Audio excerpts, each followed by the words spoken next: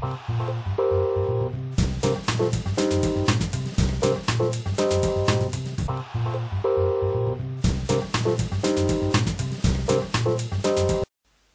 à tous et bienvenue sur votre assistante, le blog. Aujourd'hui, nous allons découvrir comment créer un formulaire sous Word. Lorsque vous réalisez un formulaire et que vous souhaitez l'envoyer à plusieurs personnes, il est peut-être intéressant d'insérer des zones pré-remplies ainsi que des champs de saisie pour empêcher la modification du formulaire en dehors des zones à compléter. Pour créer un formulaire, vous devez afficher l'onglet « Développeur ». Pour cela, vous allez dans « Fichier »,« Options », et dans la boîte de dialogue qui s'ouvre, vous cliquez sur « Personnaliser le ruban ». Et dans la colonne de droite, si vous n'avez pas onglets principaux dans le menu déroulant, vous cliquez et vous allez le chercher. Et vous cochez « Développeur ».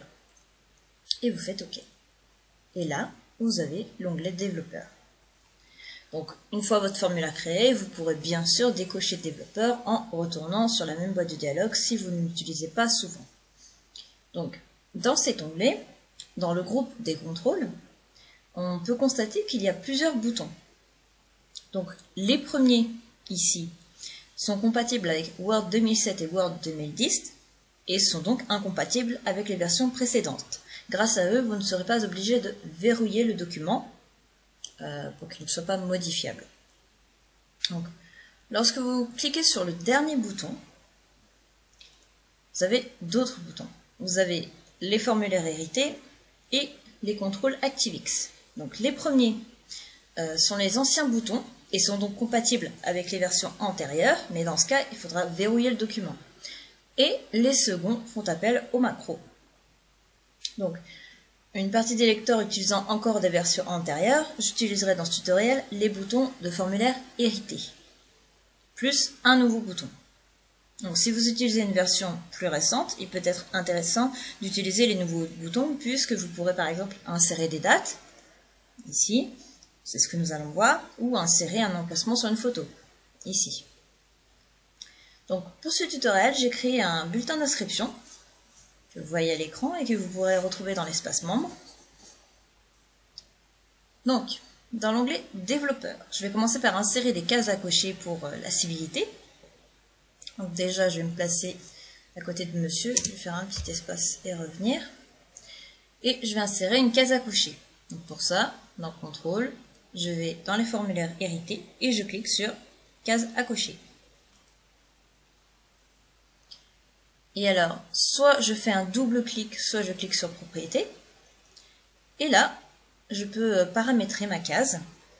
Donc, je peux lui attribuer une taille, je peux indiquer si je souhaite cocher la case par défaut, etc.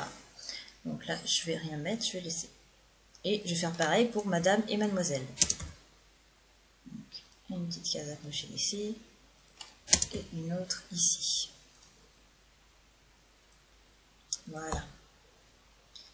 Donc, maintenant, je vais insérer un champ de saisie pour le prénom, le nom, l'adresse complète, le téléphone fixe, téléphone portable, l'email, la profession. Et ainsi que les prénoms de chaque enfant. Donc, pour insérer cette zone, je me place à côté de prénom, voilà. Et toujours dans les outils hérités, et les formulaires hérités, pardon, je vais cliquer sur zone d'édition. Voilà. Et donc là, mon champ est symbolisé par une petite zone grisée. Et là, pareil, je peux soit double-cliquer. Tout à l'heure, j'ai cliqué sur propriété, donc maintenant, je vais double-cliquer. Voilà, ça vous fait exactement la même chose. Et là, vous pourrez indiquer quel genre de texte vous voulez qu'on puisse saisir. Vous pouvez indiquer un texte par défaut. Donc, je vais vous faire un exemple.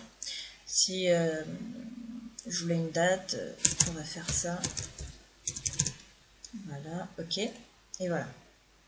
Donc là, bon, c'est pas intéressant vu que c'était pas le prénom. Donc je vais laisser comme ça. Et je n'ai plus qu'à faire la même chose pour le reste.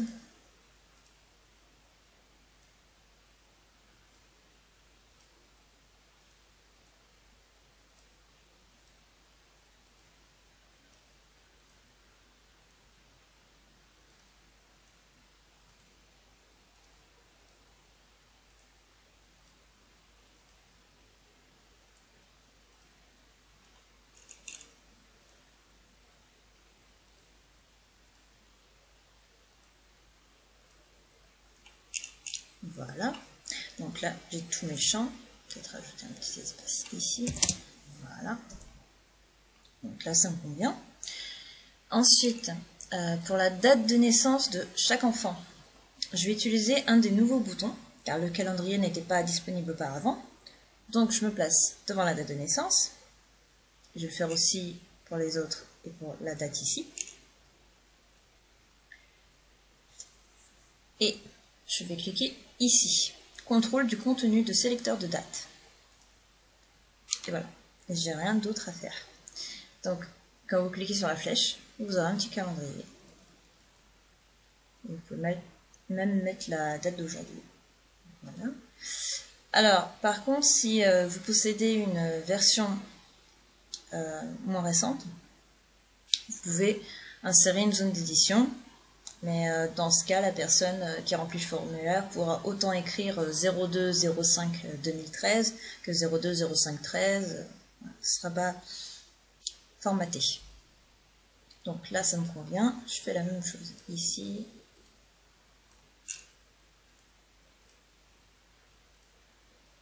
Et voilà. Donc là, ça me convient. Et alors, le dernier, pour la classe, je vais insérer une liste déroulante. Donc, pour cela, je me place au bon endroit.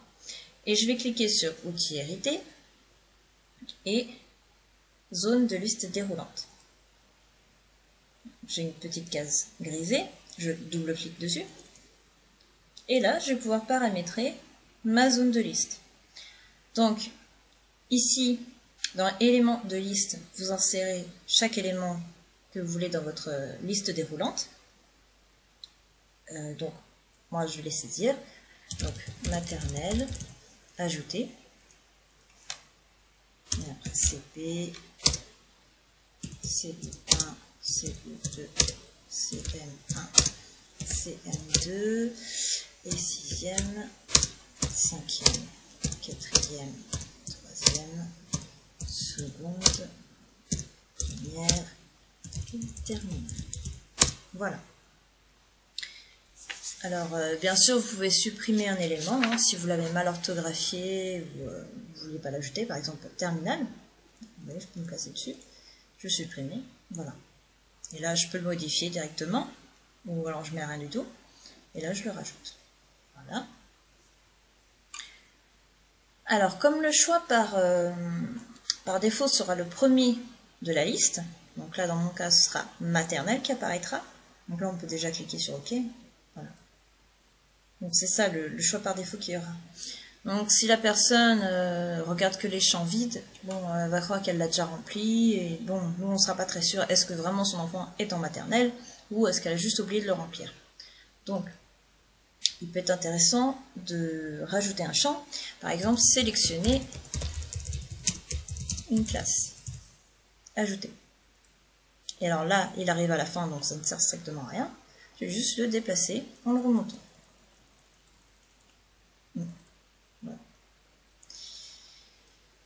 Voilà, on est au bon endroit. Donc là maintenant, je peux cliquer sur OK. Et voilà. Et bien sélectionner une classe. Donc là, je vais faire la même chose ici. Donc on va dire liste déroulante.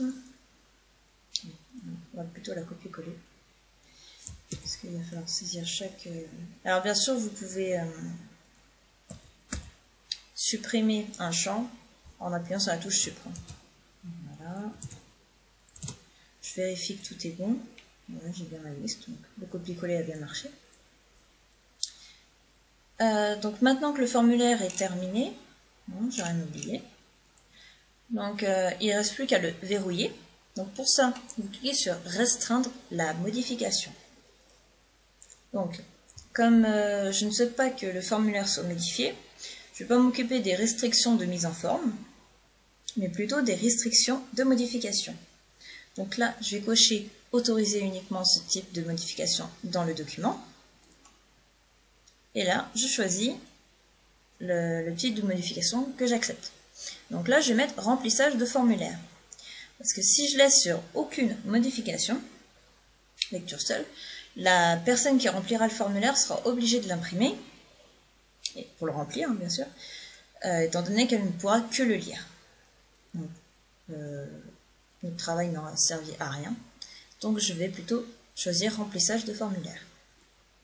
Voilà. Donc là, je n'ai plus... vous voyez, j'avais les exceptions, etc. Quand je choisis ça, il n'y en a plus. Donc, enfin, je vais cliquer sur activer la protection. Et là, on me demande un mot de passe. Donc, si je ne veux pas mettre de mot de passe, je suis OK.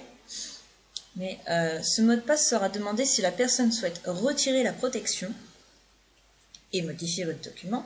Donc, si vous ne souhaitez pas que votre formulaire soit modifié, autrement que pour remplir les champs, je vous conseille d'attribuer un mot de passe. Donc, je vais faire un test. Et je confirme, bien sûr. OK. Et là, donc, là, vous voyez, je ne peux plus saisir le texte. Je peux juste écrire ce que je veux. Là, je vais annuler. Voilà. Vous voyez, j'ai la liste déroulante. Donc, je peux juste remplir. Maintenant, si je désactive la protection, et je mets annuler, pas annuler, plutôt OK, mot de passe incorrect. Et là, je peux toujours pas modifier. Par contre, je mets le bon mot de passe, et voilà. Et là, je peux de nouveau modifier comme je le souhaite.